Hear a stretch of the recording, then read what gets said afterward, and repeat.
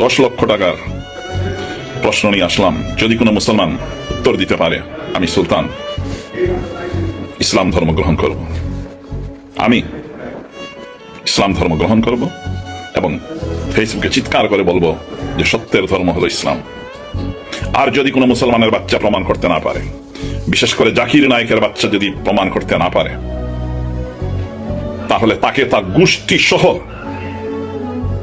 প্রকাশ্যে দিবালোকে প্রভু যিশুকে তার ইমানদাতা নাজাতদাতা ঈশ্বর রূপে গ্রহণ করতে হবে। আছে কোনো মাইকেল আল সুলতানের এই চ্যালেঞ্জ গ্রহণ করতে? মোহাম্মদ কোথায় বলেছে? কোন কিতাবে বলেছে? কুরআনের কত নম্বর সূরাতে কত নম্বর আয়াতে সে বলেছে যে নামাজ রোজা কায়েম করো, আমাকে অনুসরণ করো, আমি যে আল্লাহ তোমাকে দিয়েছি তাকে তুমি ফলো করো, আমার এই কুরআন অনুসরণ করো, আমি তোমাকে ভেস্তে নিয়ে যাব? দেখাতে পারবেন? এই ইহুদির বাচ্চা ইহুদি, ডক্টর জাকির নায়ক লাগবে না। আমি তোরে বলতেছি সূরা বাকারার প্রথম পৃষ্ঠায় 3 নম্বর আয়াতে লেখা আছে নামাজ কায়েম করো, আর তুই হযরত মুহাম্মদ সাল্লাল্লাহু আলাইহি ওয়াসাল্লামের কটূক্তি করস।